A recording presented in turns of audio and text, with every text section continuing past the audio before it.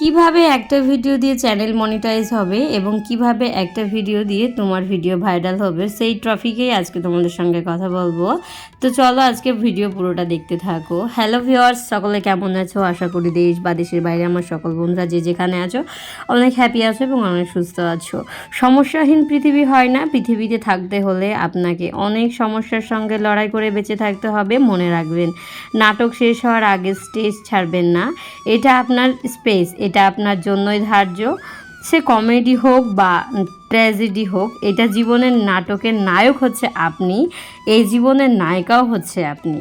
আপনাদের হয়তো পুরো কথাটা আমি বলে বোঝাবো, পুরো ব্লগটা আপনারা দেখতে থাকেন, তাহলে কিন্তু আমার পুরো কথার সব কিছুই আমি আপনাদের বুঝিয়ে বলতে পারবো। হ্যালো ভিউয়ার্স, সকলে কেমন আছো? আমি খুব ভালো আছি। আমি ভালো আছি বললে তোমাদের জন্য আবারও একটা নতুন ভিডিও নিয়ে হাজির হয়েছি। ঘুম থেকে উঠে কিন্তু ঠাকুর প্রণাম দিয়ে কিন্তু এতগুলো ফুল কিন্তু আমি পেরে নিয়েছি। সেগুলো হচ্ছে ব্যাক ক্যামেরায়। তার কারণ এতগুলো ফুল পাড়তে গেলে যদি ব্লগটা আমি স্টার্ট করি তাহলে কিন্তু অনেক বড় একটা ব্লগ হয়ে যাবে। সেই জন্য আমি ব্যাক ক্যামেরায় ফুলগুলো পেরে নিয়েছি। আর এই যে দেখতে পাচ্ছ 3 ঝুড়ি ফুল। হ্যাঁ, এতগুলো ফুল দিয়ে তোমরা আবার বলবে কী করবে দিদিভাই? তো এতগুলো ফুল দিয়ে যেহেতু মা বাড়িতে নেই, মা কিন্তু ফুলগুলো বিক্রি করতে দেয়। একটুখানি যেই ছোটো খাঁচির ফুলটা দেখলে সেটা ঠাকুরকে দেওয়ার জন্য, আর বড় বড় যে 2 খাঁচি ফুল রয়েছে সেগুলো হচ্ছে বিক্রি করতে দেওয়ার জন্য।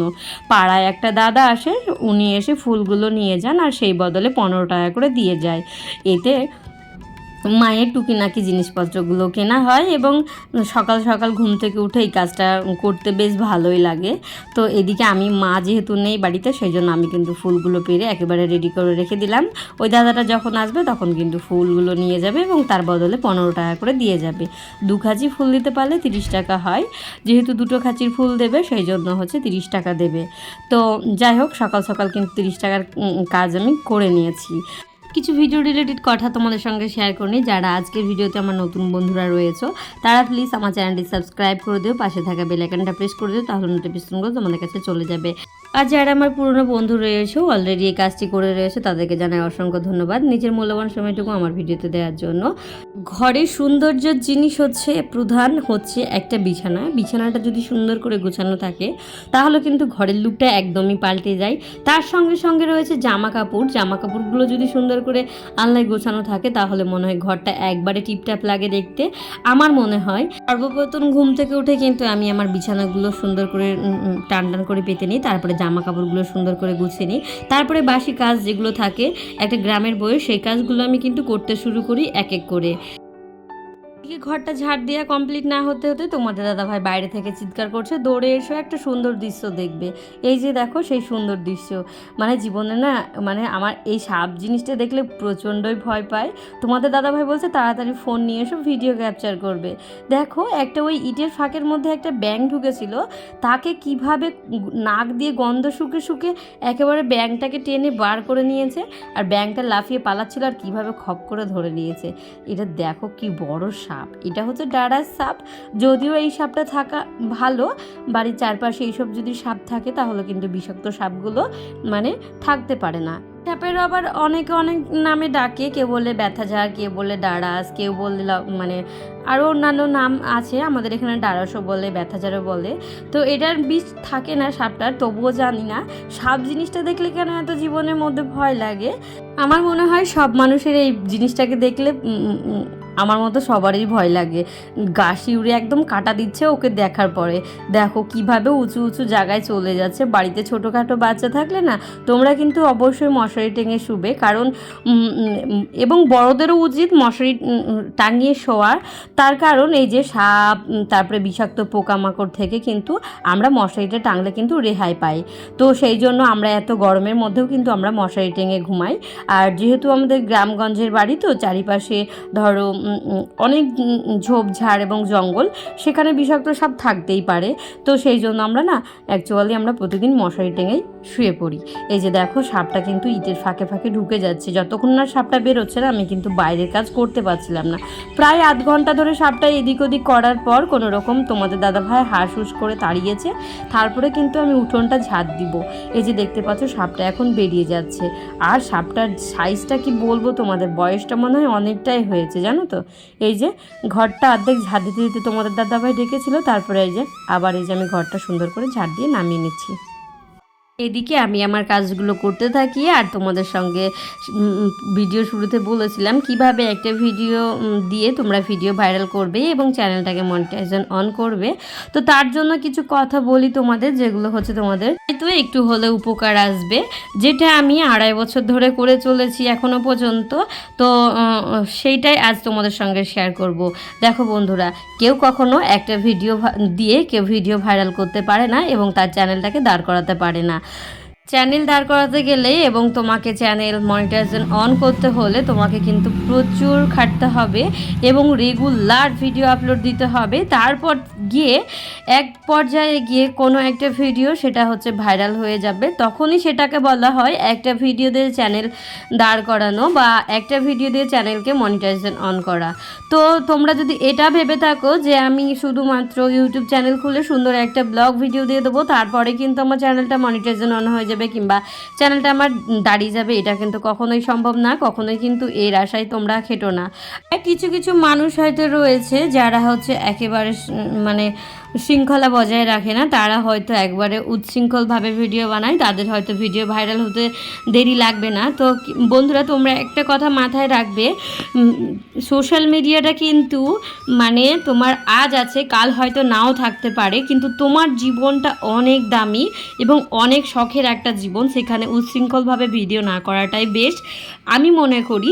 তোমরা স্ট্রাগল করে যাও, যেমন আমি এখনও পর্যন্ত স্ট্রাগল করে যাচ্ছি, এখনও সফলতার মুখ আমি দেখতে পাইনি, তবে 2.5 বছর ধরে আমি স্ট্রাগল করে যাচ্ছি। জানি না কবে সফলতার মুখ দেখতে পাবো, যবেই সফলতার মুখ দেখতে পাবো তবেই তোমাদের সঙ্গে শেয়ার করব। যারা একেবারে নতুন 2024-এ ধরো ইউটিউব চ্যানেল খুলেছো বা ফেসবুক কিংবা ধরো ইনস্টাগ্রাম, তাদের জন্যই আমি বলছি কথাটা, যে তোমরা কখনো হার মেনে যেও না যে আমার দ্বারাই এই কাজটা হবে না, তোমাদের দ্বারাতে এই কাজটা হবে।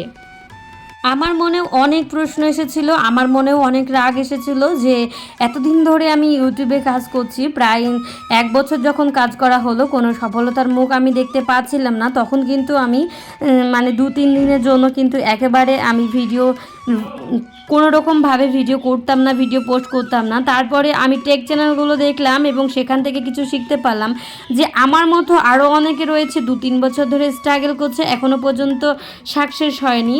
তো আমি তাদের কাছ থেকে শিখলাম যে ওরা যদি 3 বছর ধরে কাজ করতে পারে তো আমি 2 বছর 2.5 বছর কেন কাজ করতে পারবো না। যদিও আজকের ভিডিওটা আমার ভাইরাল হয়ে যেতে পারে, তাই না, কাল হয়তো আরও একটা ভিডিও আরও র্যাঙ্ক করতে পারে। তো সেক্ষেত্রে আমি এভাবে স্ট্রাগল করে যাচ্ছি প্রত্যেক দিন আমি ব্লগ তোমাদের শেয়ার করি।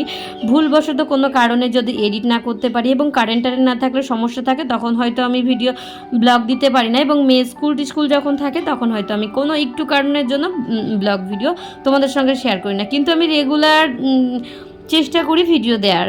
তো বন্ধুরা, যতই কষ্ট হোক না কেন তোমরা কিন্তু স্ট্রাগল করে যাও, হয়তো একটা ভিডিও এমন পর্যায়ে গিয়ে ভাইরাল হয়ে যাবে তোমরা নিজেরাও কখনো জানতে পারবে না এবং নিজেরাও কখনো আশাই করেছিলে না যে এই ভিডিওটা আমার ভাইরাল হয়ে যাবে।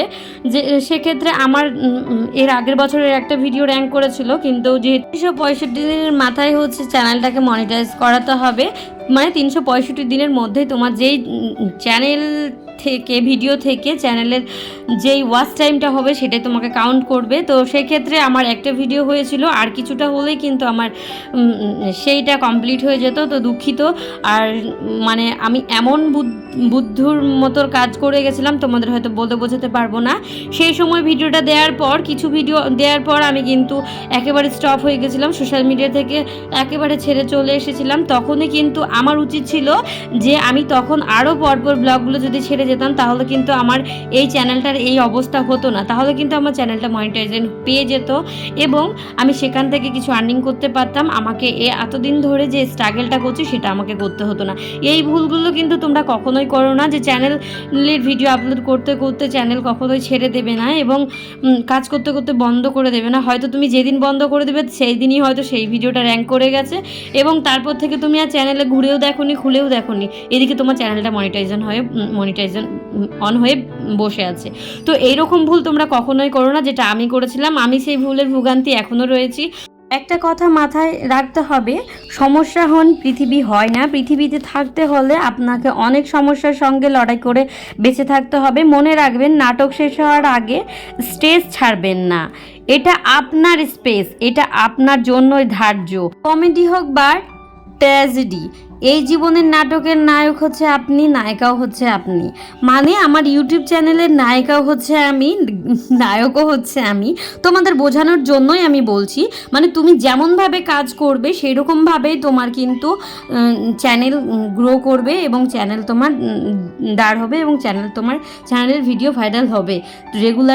রেগুলার যেগুলো তোমরা ভিডিও করছো সেগুলো হচ্ছে তোমরা ঠিক টাইম মতো পোস্ট করতে থাকো এবং ঠিক টাইম মতো ভিডিও দিতে থাকো। দেখো অবশ্যই তোমরা ভাইরাল হতে পারবে, অবশ্যই ইউটিউব থেকে ইনকাম করতে পারবে। প্রচুর মানুষ, গাদা মানুষ ইনকাম করছে ইউটিউব থেকে, ফেসবুক থেকে, ইনস্টাগ্রাম থেকে। আমি চাই আমার মতো আরও একজন কিছু হলেও উপার্জন করুক ইউটিউব থেকে বা ইনস্টাগ্রাম থেকে বা ফেসবুক থেকে। সকলের কাছেই রিকোয়েস্ট, তোমরা যারা করছো তারা প্লিজ কেউ ইউটিউব জগৎ ছেড়ে যেও না, স্ট্রাগল করে যাও, একদিন না একদিন সফলতা ঠিকই পাবে। তোমাদের আমি বললামই যে তোমরাই হচ্ছে আমরাই হচ্ছে যারা ইউটিউবার ব্লগার, তারাই হচ্ছে আসল নায়ক, তারাই হচ্ছে আসল নায়িকা। কারণ আমরা যেভাবে ব্লগগুলো শেয়ার করি সেভাবেই কিন্তু তার জন্য কিন্তু আমরাই নায়ক, তার জন্য কিন্তু আমরাই নায়িকা, তার জন্য কিন্তু আমরাই হচ্ছে বেস্ট অ্যাক্টার, বেস্ট নায়ক, বেস্ট নায়িকা এবং বেস্ট নারী এমন কোনো কাজ নাই যে পারে না। সংসার, ঘর বাড়ি, ইউটিউব সব কিছু সামলাতে পারে। মানুষেই সব করছে, মানুষেই সব পারছে, তো আমরা কেন একটু স্ট্রাগল করতে পারবো না ভাই? একটু কষ্ট তো হবেই জীবনে, কষ্ট করলেই তবে কিন্তু কেষ্ট মিলবে, নাইলে কিন্তু মিলবে না। তোমরা যদি মনে করো যে একবারে মোয়া দোকান থেকে কিনে নিয়ে এসে খেয়ে নিব, এটা কিন্তু সম্ভব না। তোমাদেরকে প্রচুর খাটতে হবে, প্রচুর ভিডিও দিতে হবে, প্রতিদিন ভিডিও দিতে হবে, তবেই তোমরা সবাই ভাইরাল হতে পারবে। আমিও একদিন হতে পারবো। তোমাদের কাছে যতটুকু হয়ে আছি তোমরা আরও ভালোবাসা দাও, আরও সাপোর্ট করো, আমি যেন আরও অনেক দূর পৌঁছাতে পারি। তো এই ছিল আজকে, কতটুকু বুঝাতে পেরেছি আমি জানি না। আর এই যে দেখতে পাচ্ছ, আজকে আমাদের ফোল্টের হচ্ছে অ্যালুমিনিয়াম তার চেঞ্জ করে তারপরে হচ্ছে কেবিল লাগানো হবে। আর এইদিকে ঘরে কারেন্ট নেই, মেয়েকে ঘুম পাতাতে পারিনি, সেই জন্য একটু বই পড়াচ্ছিলাম। এদিকে ফ্লিপকার্ট থেকে কিছু অর্ডার করা ছিল মনে হয়, আমার ঠিক মনে পড়ছিল না, তো হবে কী ছিল সেটা খুলে দেখলাম। তোমাদের দাদাভাই পরে ফোন করলো মালটা পার্সেল দিয়ে যাওয়ার পর। তো এই যে দেখতে পাচ্ছ, দুটো ক্লিনিক্লেয়ার ফেস ওয়াশ চিকন করে বললো অফারে পেয়েছিলাম, সেই জন্য অর্ডার করেছিলাম। তো ক্লিনিক্লেয়ার ফেস ওয়াশটা আমি যেহেতু ব্যবহার করি সেই জন্য তোমাদের দাদাভাই একটু বেশি করে নিয়ে নিয়েছে, অফারে পেয়েছে সেই জন্য। তো যাই হোক, এটা আমার অনেকটা দিন চলে যাবে। আর আমি যেহেতু ওই দিনে দুবার ইউজ করি ফেস ওয়াশ, তাহলে আমার হয়ে যায়। তো বন্ধুরা, আজকের ব্লগটা তোমাদের কেমন লাগলো অবশ্যই কমেন্ট করে জানিও। আর সকলকে জানাই অসংখ্য ধন্যবাদ নিজের মূল্যবান সময়টুকু আমার ভিডিওতে দেওয়ার জন্য। সকলে ভালো থেকো, সুস্থ থেকো, টাটা, বাই বাই। দেখা হচ্ছে তোমাদের সঙ্গে আবার একটি নতুন ভিডিওতে, নতুন একটি দিনের সাথে।